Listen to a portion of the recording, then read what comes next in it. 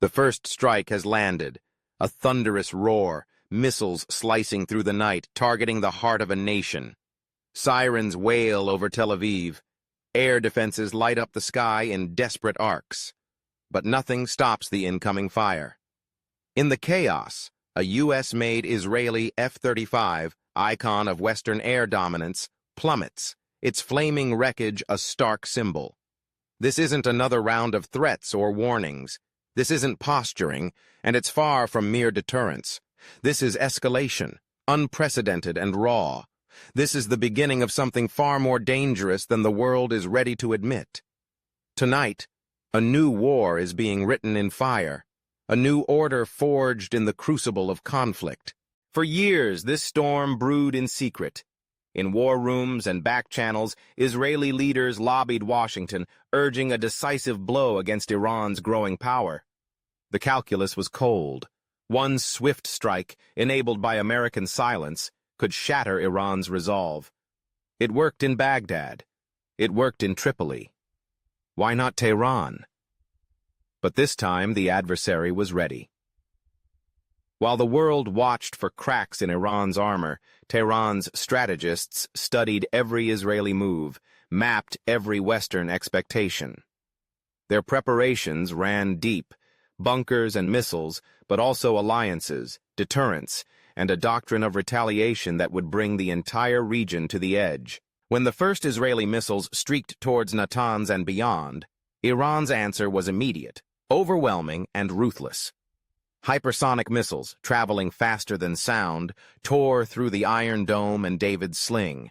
Israeli command centers, once thought untouchable, shook under the force of blasts.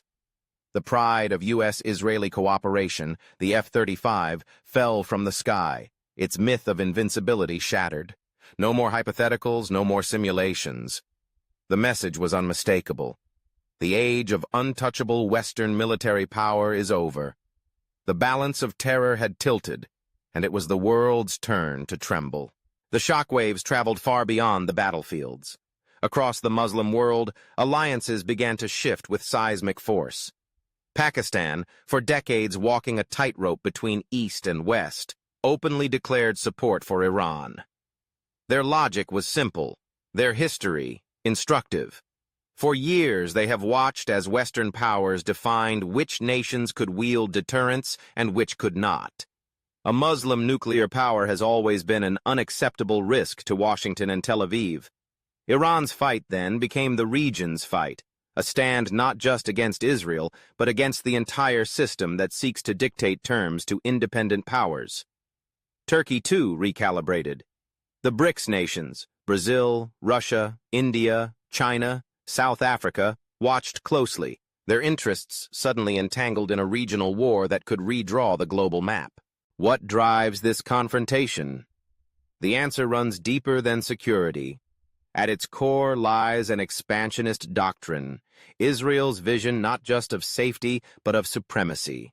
Maps circulate in far-right circles, tracing the outlines of a greater Israel, stretching across ancient lands. Settler movements push ever outward, fueled by messianic fervor and political ambition. The target list is clear. First Iran, then Turkey, then Pakistan. Only in the ruins of regional resistance can the Zionist dream rise unchallenged. And behind every move, every strike, stands the silent engine of American empire, funding, arming, enabling, yet always denying direct responsibility. But even empires are driven by people, and people are fallible. Strategic logic, the kind taught in war colleges and whispered in think tanks, warns against war with Iran. The risks are immense, the outcomes unpredictable. But logic is no match for ego. Trump, eager for submission and spectacle, and Netanyahu, desperate for a legacy, became the architects of escalation. Their alliance was forged not in pragmatism, but in a shared hunger for historical significance. When war becomes a matter of ego rather than strategy, the world becomes a victim of vanity. Calculations are replaced by gambles, and the stakes, this time, are nothing less than the future shape of the global order. Yet Israel and America do not stand alone. The multipolar world, the emerging reality where no single power can dictate terms, now stands as both shield and sword.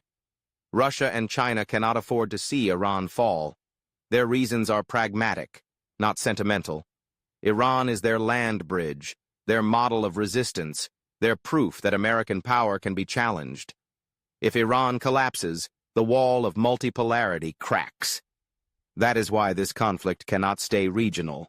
It is a chapter in the larger unfolding struggle, a war to destroy or preserve the possibility of a world not dominated by a single empire. At the heart of this new war lies a paradox of modern power. Iran, Russia, and China, vast, resilient, yet often centralized, are built around powerful leaders. Take out the symbol, the face, and the entire system shudders. Western strategy knows this well.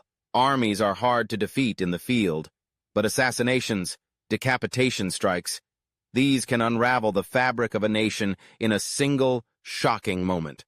When a leader falls, martyrdom culture ignites. Every red line, every restraint vanishes. The world stands a bullet away from collapse. So here we are, at the edge. Convoys roll through the desert night. Families huddle in shelters as explosions echo in the distance.